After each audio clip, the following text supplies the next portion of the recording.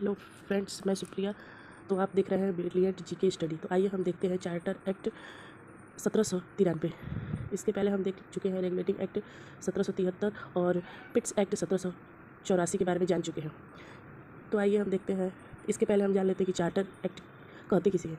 किसी क्षेत्र के लिए अधिकृत विधायकी यानी कि ऑथराइज्ड लेजिस्लेचर द्वारा बनाया गया कानून, या सिंपली कह दें कि एक सरकार द्वारा बनाया गया कानून। जैसे कि आपने देखा होगा पहले के जो राजा महाराजा थे फरमान जारी करते थे, तो उसे जो फरमान था उसे हम क्या कहते थे, उसे उस समय का कानून ही कहते थे, सरकार का रूप। और इस चार्टर जो था वो सरकार का रूप, शक्ति और कानून क्षेत्र को निर्धारित करता था। यानी कि उस समय का जो कानून था उसका क्या रूप था, शक्ति अधिकार जो था उसको वो निर्धारित करता था। चार्टर एक्ट 1773 में दो इंपॉर्टेंट चेंजेज हुए। जो पहला चेंजेज हुआ, जो गवर्नर ऑफ बंगाल था वो बॉम्बे प्रेसिडेंसी और मद्रास प्रेसिडेंसी को कंट्रोल करने लगा। इसका मतलब कि दोनों प्रेसिडेंसी का कंट्रोल अब गवर्नर जनरल ऑफ बंगाल के अंदर आ गया था। इसका मतलब जो बड़े बड़े डिसीजन है वो बंगाल ऑफ गवर्नर को ही लेना पड़ेगा। बाकी जो ये दो गवर्नर बॉम्बे और मद्रास, इनकी कोई औकात नहीं रह गई थी। ये था पहला चेंजेज। और दूसरा चेंजेज हम लोगों ने देखा कि जो कोर्ट ऑफ डायरेक्टर थे वह व्यापारिक मामलों को देखते थे, और बोर्ड ऑफ कंट्रोल जो था वो राजनीतिक मामलों को देखता था।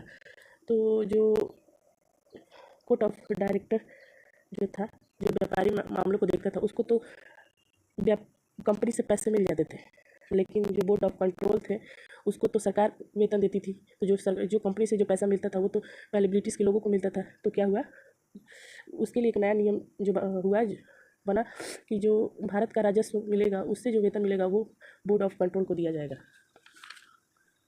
आइए डिटेल में जान लेते हैं। Charter act 1793 east India company शासन को लेकर एक महत्वपूर्ण अधिनियम था, जिसे ब्रिटिश संसद ने पारित किया था। यह 1793 में पास हुआ और इसका उद्देश्य 1773 और 1784 के पहले के एक्ट्स में कुछ बदलाव करना था। आइए इसको सरल भाषा में उदाहरण सहित देखते हैं। मुख्य बदलाव, चेंजेस क्या हुए। कंपनी का व्यापार अधिकार बढ़ा।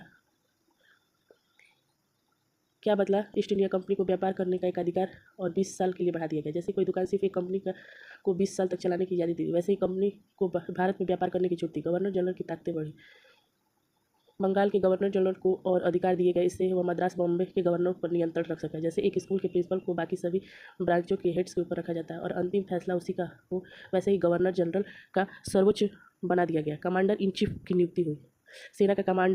सेना की कमान गवर्नर जनरल के अधीन कर दी गई और इसे कमांडर इन चीफ के तौर पर अधिकार मिला। जैसे कोई राजा अपनी सेना की बागडोर प्रधानमंत्री को दे देता, ताकि प्रशासन और सेना एक साथ काम करे। न्यायिक प्रणाली को मजबूत किया गया। क्या बदला, कंपनी के कर्मचारी को भारत में न्यायिक संरक्षण, लीगल प्रोटेक्शन दिया गया, यानी कि उनके खिलाफ मुकदमा ब्रिटेन में ही चल रह सकता था, भारत में नहीं। उदाहरण, जैसे किसी ऑफिस के कर्मचारी पर केस सिर्फ हेड ऑफिस में चलाया जा सकता, वही नियम बनाया गया। कंपनी को ब्रिटिश सरकार के प्रति उत्तरदायित्व बनाया गया। क्या बदला, कंपनी को अपने कामकाज का लेखा जोखा ब्रिटिश सरकार को देना अनिवार्य कर दिया गया। जैसे कि एनजीओ को हर साल सरकार अपना खर्च और आमदनी बतानी होती है, वैसे ही कंपनी को रिपोर्ट देना जरूरी कर दिया। बोर्ड ऑफ कंट्रोल की शक्तियाँ बरकरार।